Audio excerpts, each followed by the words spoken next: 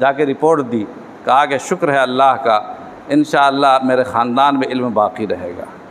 ایسا باقی رہا کہ میں بتاتا ہوں نا کہ ہندوستان میں اس درجے کام جس شخص پر سب سے زیادہ کام ہوا ہے وہ حضرت مولانا عبدالحی فرنگی محلی۔ علماء دیوبند پہ بھی اتنا کام نہیں ہوا۔ علماء دیوبند پر ہندوستان کے علماء نے کام کیا، ہندوستان کے لوگوں نے کام کیا، باہر کے لوگوں نے بہت کم کام کیا، لیکن حضرت مولانا عبدالحی فرنگی محلی رحمۃ اللہ علیہ کو اللہ نے ایسا موقع دیا۔ بڑے بڑے علماء، عبد الفتاح ابو غدہ ایک بہت بڑا عالم حنفی، ابھی کچھ دن پہلے، بہت پہلے کی باتیں گزرے، ان کی کتاب مولانا عبدالحی صاحب رحمۃ اللہ علیہ کی ایک 35 صفحے کی کتاب ہے۔ کتنا صفحہ؟ 35 صفحہ، وہ چھپی ہوئی تھی ہندوستان میں، اس پر انہوں نے کام کیا۔ الجرح والتکمیل ان کی کتاب کا نام ہے۔ کام کر کے کتنی موٹی کتاب ہو گئی؟ وہ 800 صفحے کی کتاب ہو گئی۔ 35 صفحے کی کتاب پر انہوں نے کام کیا۔ عبد الفتاح ابو غدہ رحمۃ اللہ علیہ نے، بڑے عالم تھے، حواشی لکھی، تحقیقات کی حضرت کی کتاب پر، تو 800 صفحے یعنی متن سے زیادہ حاشیہ۔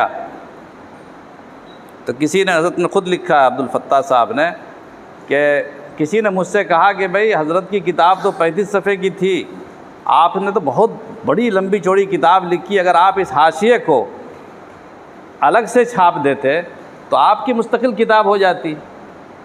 آپ ابھی حاشیے کے طور پر چھاپ رہے ہیں تو یہ تو ضمنی چیز ہے، کوئی اس کو اتنی اہمیت آپ کی حیثیت سے نہیں دے گا، حضرت مولانا کی کتاب کا حاشیہ سمجھ کے پڑھے گا، آپ کی خدمات میں اس کا شمار مستقل طور پر ہو جاتا۔ تو مولانا عبد الفتاح ابو غدہ صاحب، عبد الفتاح ابو غدہ نے کہا، بڑا اچھا جملہ لکھا ہے کہ میں نے یہ کہا کہ اپنے آباء و اجداد، اپنے باپ کے پرانے مکان کو مرمت کر کے رکھنا نیا مکان بنانے سے بہتر ہے۔ اپنے آباء و اجداد کے پرانے مکان کو مرمت کرنا، مرمت کر کے باقی رکھنا، یہ نیا مکان بعد والوں کے لیے نیا مکان بنانے سے بہتر ہے۔ ہمارا مکان نیا مکان ہوگا، اس کی کیا اہمیت ہے؟